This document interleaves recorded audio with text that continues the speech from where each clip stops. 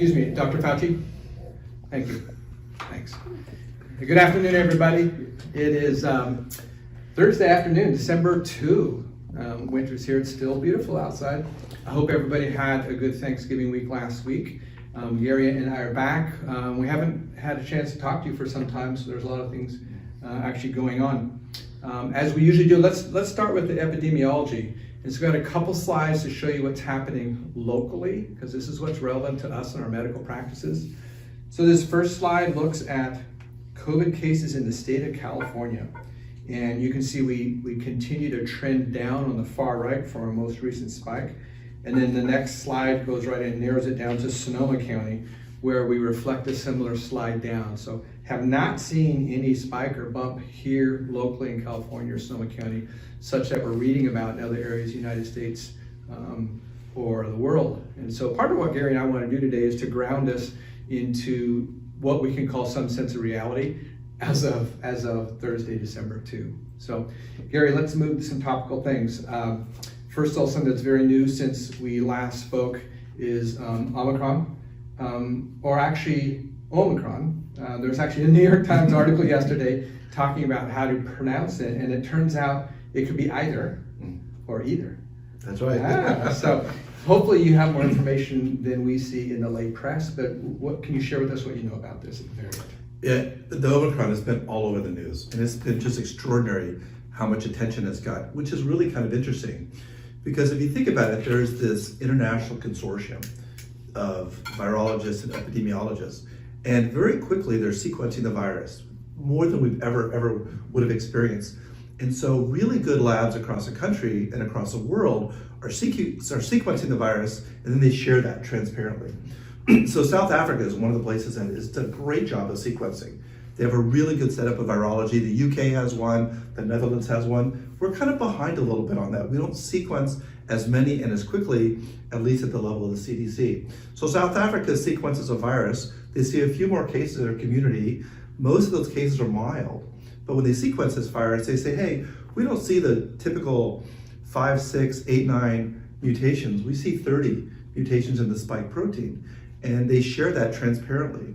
And from a virology standpoint, you say, that's a lot. But if you're a press person and you're trying to sell newspapers or airtime, you kind of make that sensational. So the sensationalness of our news has taken this important piece of clinical and scientific information that we don't know the consequences yet, and they've kind of run with it. Yeah. And that's been a bit of a shame. So I want to boil that down. I want to put that in perspective of how does this variant stack up with the other ones. The first slide I'm going to show you is a table I created from the World Health Organization. And the World Health Organization used to use a term, and they still do, called variant of concern. And so as we've seen variants kind of rise to the top, the first one was the Alpha variant in the UK. That became a variant of concern. I put the other language here. It's also called B117, and it had 23 new mutations from the original Wuhan strain, and 8 of those mutations were in the spike protein. And they seem to be rather important. And then the Beta strain came out of South Africa, the Gamma strain came out of Brazil in November of last year, and then the Delta strain came out of India in October of 2020 as well, with a number of new mutations. And then there's some lineages beyond that. Well, the Omicron strain came out in South Africa in November, B1.1.529. However, we don't see severe illness with this. So far, very early preliminary anecdotal information shows us that the WHO has called it a variant of concern, but the cases seem mild. Now, it does seem more contagious. So it's possible that a more contagious strain could be predominant in the world, but it's going to be a milder strain. So that's not really a bad thing if it's not really severe. We just don't have enough information and enough patients to know if there are specific vulnerable patients. Are kids more vulnerable? Are pregnant women more vulnerable? Are diabetics more vulnerable? We just don't have that information. And so we're kind of waiting on that.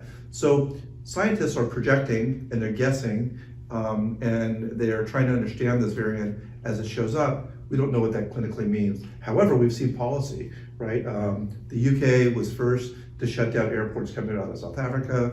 The White House did the same, and there's been a lot of criticism to that.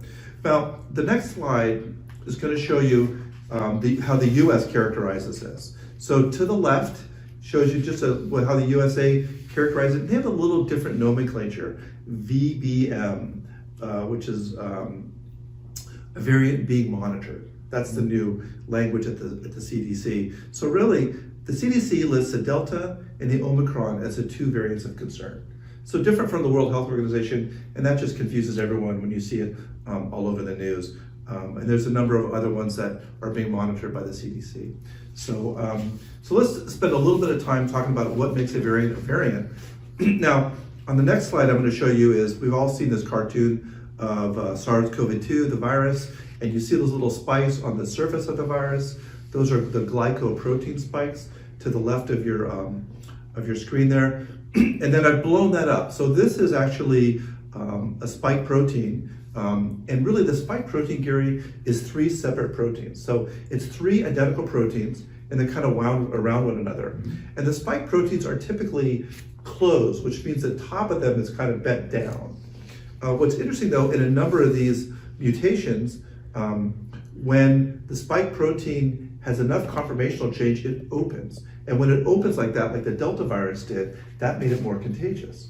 And so I've listed here, this is the one out of Brazil, the spike protein, and it shows you on the right of it all the different mutations, and they're kind of dots in red. And I put a circle around the area that's called the binding domain. This is actually where the spike protein touches our cell when it tries to enter it.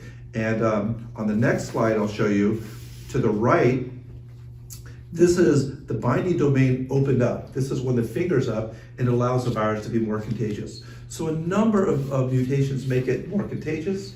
A number of mutations allow it to attach tighter to our cells, and then a number of mutations allow it to become a little less vulnerable to our own proteins. And so we call that a little more tolerant. So in this situation, you're using the word more contagious. Is that because the binding site is open, so it more easily attaches to cells, so it's stickier? That's right. That's one of the things we found out with the Delta strain. The Delta strain actually has more of an open form than a closed form, so it grabs onto our cells much more quickly. Okay. So, but let's put that in perspective. The next slide just came out, and this is a slide of how things are stacking worldwide. The Netherlands, Switzerland, Denmark, the UK, they are having some really tough spikes right now. The Netherlands, in especially compared to what's happening, and it's all Delta strain. So this is the Delta strain in unvaccinated people when you don't follow public health measures. At the very bottom here shows how things are going in South Africa. So although South Africa has found a new variant, and it has 30 different protein mutations in the spike region, and it seems to have more of a mild illness, you're not seeing this enormous caseload in South Africa at this time. It's spread to other countries in Africa. It's spread to the UK, a couple in Europe. I just saw a news flash that there's been a confirmed case in California, but they don't seem to be severe. And so I really think it's important to know that the news is very sensational, but it's not very scientific. And we kind of need to move forward, like Dr. Anthony Fauci says, just trust the science and believe in science technology as we make important decisions. Yeah, and they talk about having more information, which astonishes me. They say, well, within 2 weeks, we'll know much more about it. So that's very timely research that's being done. Yeah, it's amazing that, if we were talking about HIV, we're hoping things crawl year by year, every 5 years we saw a breakthrough. In 2 weeks of COVID is like 2 years. Yeah. I mean, we're gonna know what happened in Thanksgiving in 2 weeks, whether people were careful or not, and whether we see a spread of the Delta strain. Yeah. Okay, thanks, Gary. So let's move on to a new topic. Another thing that's happened recently is the oral Merck treatment, I can't pronounce it, has received FDA approval. And what caught my eye is when the press first released information about this drug, maybe a month ago, it was touted as being highly effective. And I see that the FDA advisory committee narrowly approved this drug, and part of their concern was over efficacy. So there's some disparity there. So what are we missing on? Any comments? Yeah. So the Merck's new drug is called molnupiravir. So, and I'll show you a slide kind of the 2 latest drugs out. There's a Merck drug that is approved under EUA. So because it's emergency use authorization, the FDA can pull it at any time. So if there's a signal, a safety signal, the FDA can just say off the market. Yeah. So it was approved under EUA. It's going to be called Legaviro. That's going to be the trade name for it, which is, I think that's always kind of weird. It's a ribonucleoside analog, which means it stops replication from SARS-CoV-2, and it's a 200 milligram dose 5 times a day.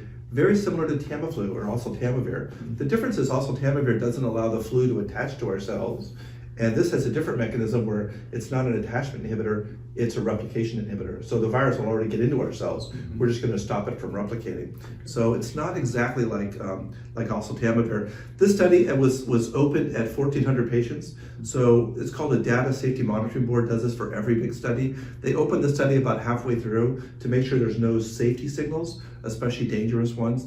And in the safety study, exactly the data is 9.7% of the placebo group needed to be hospitalized. 6.8% of the treatment group needed to be hospitalized. So you had a benefit of 9.7 to 6.8, or let's just say 10% to 7%. So that was the difference in hospitalization rate. 9 patients died in the placebo group, 1 patient died in the treatment group. And so the absolute risk reduction is 3%. But if you're trying to market this drug, and you find this on Merck's web page, the relative risk is 30%. Early on in the study in the UK, the relative risk was 50%. But then when they studied it a little more broadly, probably with more of the Delta strain, the relative risk kind of dropped from 50 to 30%. But the real risk here is going from 10% patients getting hospitalized to 7%, or a 3% difference in those groups. It could have a mortality benefit, and that's really important. This drug was studied in everyone over 60 could enter the study, or people over 18 with a comorbidity, a high-risk comorbidity, could enter the study. Pregnancy was excluded, so we don't know about pregnancy, breastfeeding women, and you had to be symptomatic in 5 days or less. So in this study of mainly people over the age of 60, there might be a mortality benefit, and that's a big deal, because also Tamivir, anti-flu medications don't help survival, but this could help survival in patients with high-risk conditions. So that's a good signal. Is this all the data we're going to get? It's interesting because this data has not been peer-reviewed. So this has not been published in the New England Journal, for example, or JAMA, or the British Medical Journal. And so it hasn't really been taken to a level of academia where people who have no stake in the game kind of rip it apart. And so the FDA simply got this data, and the FDA is going to make their decisions on this. Their decision was a 14 to 10 split. Right. And so that wasn't overwhelming. And I think people thought, well, it might be helpful, but we don't know how to position it as how helpful. And to clarify, that was an advisory committee. The FDA has not ruled on it yet.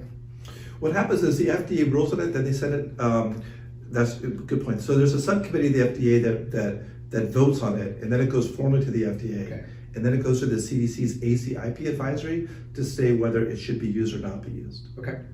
Now the other drug here is just to be on, so you know about it, Pfizer has a drug out. It's actually a protease inhibitor. Just like HIV protease inhibitors, it's boosted with ritonavir.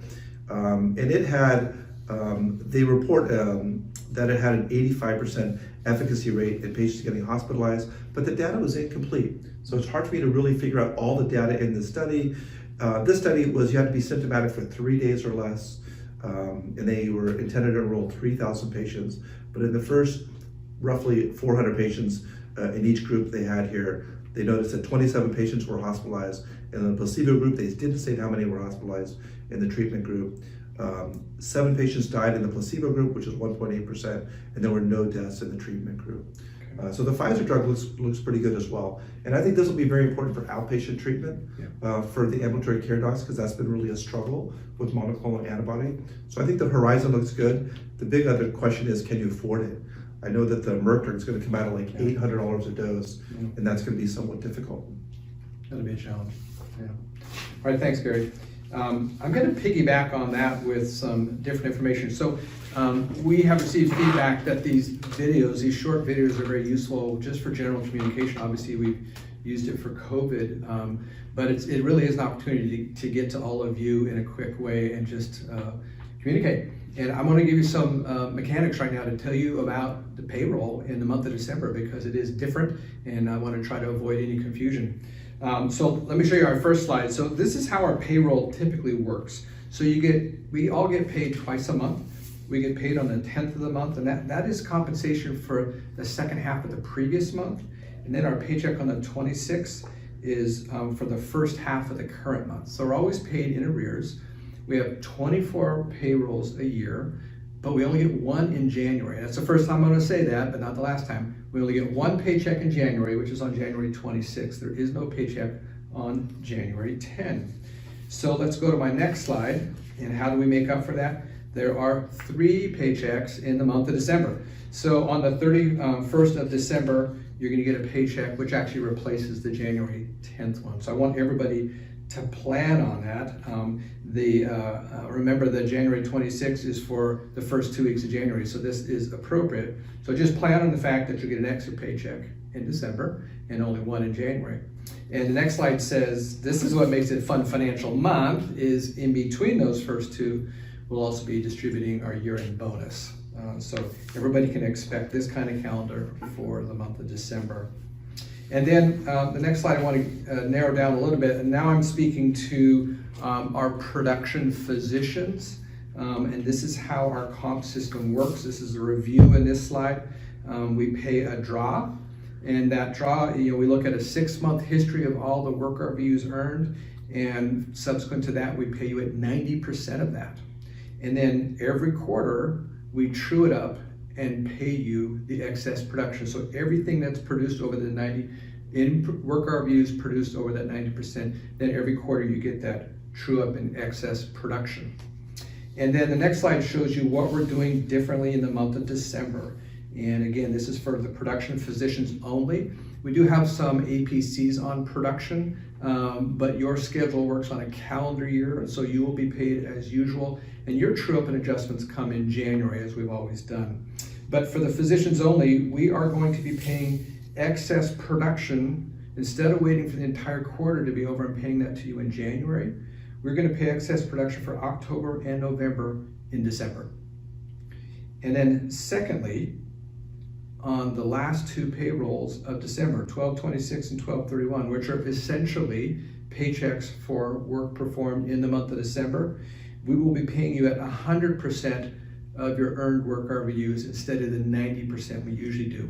And our goal in doing this is to better align your compensation in this calendar year for the work RVUs you perform in this calendar year. And our goal is such that when January comes, and in January, we always will do our rebalancing and look back at your prior 6 months of work RVUs. We're hoping when we do that, there won't be much true up needed, that you've received the vast majority of your compensation in this calendar year.